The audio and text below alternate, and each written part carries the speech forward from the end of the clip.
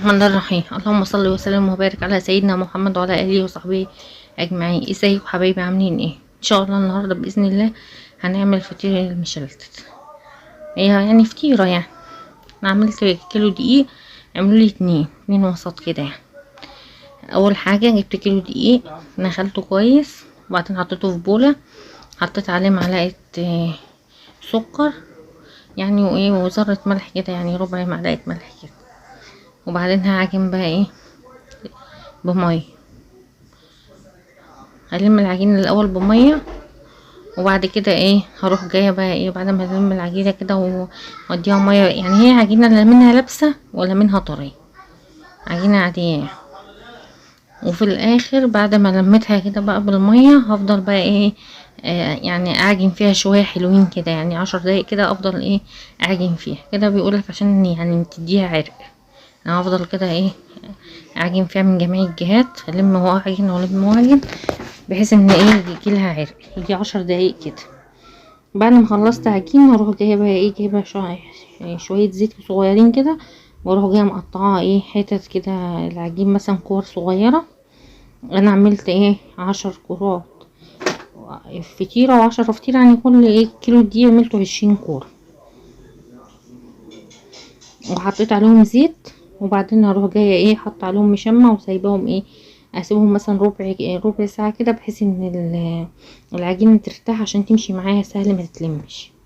اهم حاجه في العجين ان هو يستريح، يعني وانتي تعجنيه تسيبيه شويه 10 دقايق، وبعد كده تسيبيه تقرصيه وتسيبيه برضو 10 دقايق ربع ساعه. وبعد كده رحت جايه مسيحه حته زبده على حته سمنه على شويه زيت، حطيتهم على النار لغايه ما كله ساح. ده بقى اللي ايه هحطه على الفطير. امسك اول كوره واروح جايه حطها في قلب السمنه، واطلعها اخبزها بيها ايه دايره صغيره، وبعدين اشد فيها لغايه ما ارقها خالص، وبعدين المها من جميع الجهات، بحيث ان مفيش ولا حته مكلكعه. افردها كويس بحيث ان ولا حته فيهم مكلكعه. لميتها كده كلها لغايه ما رجعتها كره تاني، اركنها على جنب، واجيب واحده تانية ايه اروح جايه برضو فردها، انزلها في السمنه، واروح جايه بقى ايه فردها دايره صغيره. اول ما تبقى دايره اروح جايه باديه ايه مرفعاها خالص، رقاها ان انا اشد فيها خالص.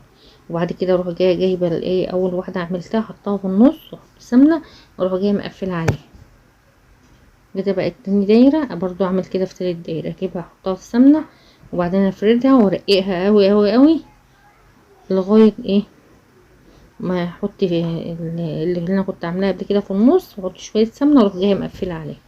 عملت واحدة 10 كور فطيرة، وواحدة 10 كور فطيرة. وبعد كده اروح جايه حطها في صينية ايه في صينية حاطة فيها سمنة، واسيبها برضو يعني ايه يجي ربع ساعة كده ولا حاجة ايه ترتاح. انا كيلو دي اعملي فطيرتين وسط.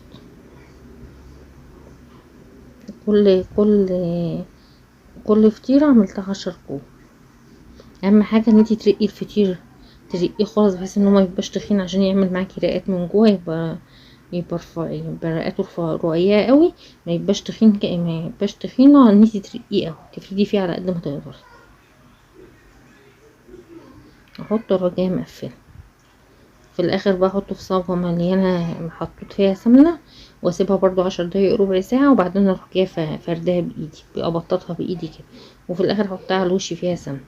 وبعدين اكون مشغله الفرن على مسخناه يعني قبل ما ادخله، واعلي الفرن بقى حاجه بسيطه من تحت، وخلي الشواريق اللي هي الشعر اللي فوق وسط. واول ما الفرن يسخن اروح جايه مدخله فيه الفطير. دخلت الفطيره، اول ما تخش كمان الفرن بيبقى سخن، تروح تلاقي الفطيره بتقب، بحيث ان الفطيره قبت كده داخله في السوا. اقلبها من جميع الجهات لغايه ما هلاقي القعر من تحت احمر، والوش برضو احمر. اول ما تحمر اروح جايه بقى ايه من جميع الجهات، اروح جايه مطلعها. ادي شكلها حبيبي بعد ما ايه ما استوت ما شاء الله. يا ريت لو عجبكم الفيديو تعملوا اعجاب